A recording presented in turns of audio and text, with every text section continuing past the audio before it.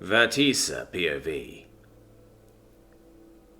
The lizardkin woman was currently in the privacy of her tent, working with her herbs and mushrooms for various medicines. While she certainly did have a place in the longhouse with the others, this tent, which was now made with the material of 2 tents, served as her workspace as she prepared various curatives. Today, however, her private workspace was not as private as usual, as she glanced over at the blue prowler cup lying on her workbench, which had been carved from half a log. The blue cup, for her part, was intently sniffing at a particularly large, curved leaf, with herbal pills neatly stacked inside of it, before turning her attention over to the poultice, sitting inside of a wooden mortar, a stained stone pestle still resting in the mortar itself. Vertisa looked over to the cup once more, tilting her head as she gently thumbed a mushroom cap in her right hand. "So, little cub, why are you prowling after me?" she asked, flashing a small fanged smile at her simple little joke, before setting the mushroom cap down and leaning forward on her elbow as she looked down over the feline and poked at the top of the blue cub's head. The blue cub rowed with surprise, not having been interacted with in such a way, as she rolled onto her side and looked up to the lizardkin herbalist, before sniffing at the woman's scaled hands and nuzzling it gently.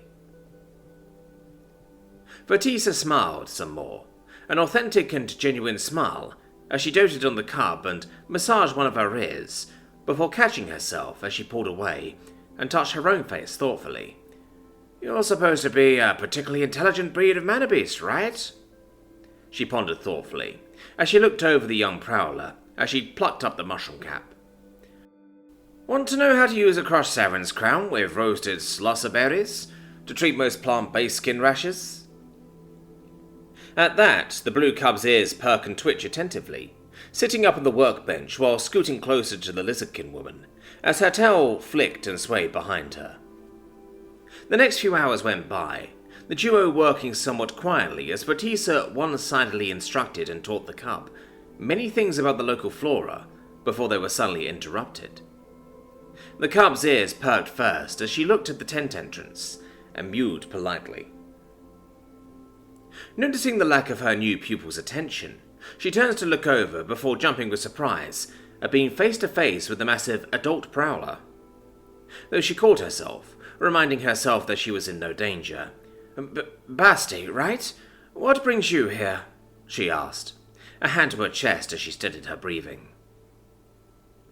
It was in the next moment that Jack swooped in, landing on Basti's head as he spoke up. You're the herbalist. Vitmori needs you." He spoke with a certain edge, his wings fluttering with nerves.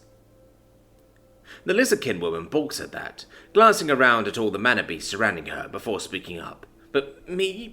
Yeah, that's me. But why me?" Jack let out a low whistle. "We've got casualties, and Vitmori needs a second opinion from a local about treating their injuries." At the mere mention of wounded, Vertisa suddenly collected herself as she scooped up her canvas satchel and began grabbing various leaf wraps and wooden jugs from around the tent. "Well, what are we waiting for? Come on," she said firmly, while stepping past Basti and Jack. Dread POV. Continued. "Everyone, get away from the water," Dread called out as he drew his blade, quickly stepping back as the ooze lashed out. Dread narrowly dodged as the ooze slammed its tendril into the ground, the moss and mushrooms vanishing as the tendril retracted into the mass within the ooze spring. Dread couldn't help but hiss, the impact of the ooze splashing some of the substance onto him as it burned into his leg. The sinners take their position, Sloth and Envy taking the back line, while Wrath, Pride, Gluttony, and the others form a half circle around the false spring, while Frisbee comes up beside Sloth. Dread comes up beside Pride, the two sporting similar swords and shield stances, as Dread calls out to the others. "Don't let it touch you, and be light on your feet," he instructed, tendrils raising and swiping the air while everyone moved about. Though as soon as Dread called out, the ooze lashed out once more as it slammed against his shield, sending Dread stumbling back. He did his best to resist, channeling his mana from his body and into the shield to reinforce it, managing to keep himself from falling over. However, in doing this, the reactive nature of his shield reinforcement caused a bubble to form in the tendril as it suddenly burst. The ooze splashed out as it drenched Dread's entire shield and shoulder. In the next instant, Pride was at Dread's side, using a similar technique to what Dread used to charge her blade with mana to swipe at the tendril. The ooze recoils and draws back into his mass, even as Dread's shield clatters to the ground with the rest of his arm. "Get off him, scum!" she cries out, standing defensively before Dread, while Wrath comes over, scooping up the knight and sliding him along the ground with the least amount of grace. Dread crashed against the far wall with a heavy grunt, as he seethed through gritted teeth to process the fact his skin was still burning from the residual ooze. Two more tendrils lash out, striking first at Pride. The woman is quick to react, deciding to deflect instead of outright blocking as she angled her shield, letting the tendril slide along the surface of her stone shield as it crashes into the ground and wipes it clean. The second tendril slithers across the room, trailing after Dread as it goes for him. "Oh no you don't, you bastard!" Gluttony cries out, as she slides in, bringing both her mana-charged stone axes down into the tendril, severing them, before ripping the floor apart and swiping the tendril back towards the massive ooze. She didn't get away unscathed, though.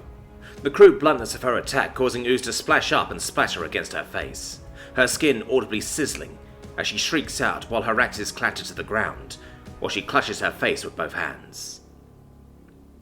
The ooze recoils at her cries, drawing back and recalling the bulk of his mass, before rushing forward in a vicious geyser that polishes the stone between it and Gluttony, before crashing into her chest and pulling her down as it quickly began dragging her towards its mass.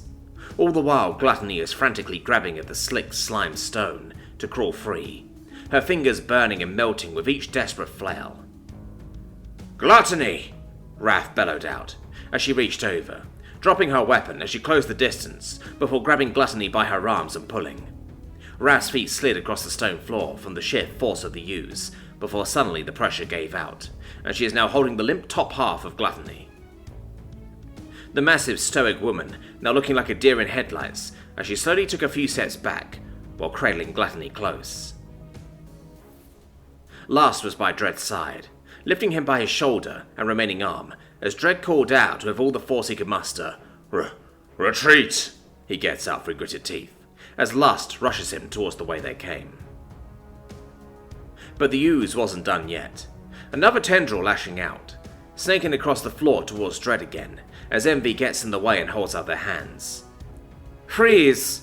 they command, with as much authority as they could muster, the tendril glazing over with frost, slowing to a stop as Wrath barrels over with Gluttony still in her arms.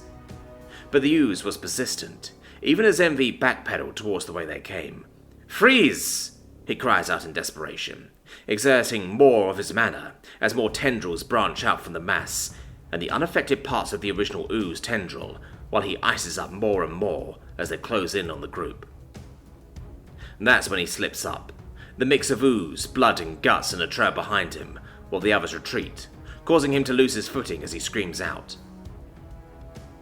The glops of ooze and blood burning into his flesh as he frantically attempts to collect himself, the tendrils of the ooze shattering free from the ice as they rear back before lunging for Envy where he fell.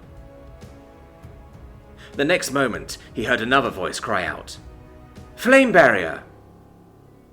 A flash of crimson light blinded Envy for a moment, as waves of heat pummeled him, the ooze not finding him. It recoiled from the roaring wall that appeared between it and Envy as Sloth came back for him, grabbing the thin-framed man and dragging him up the stairs. "Come on, Envy. I thought you said you could outpace me in every way. You can't go out until you make that a reality," she huffed, her concentration elsewhere, as they began their ascent once more.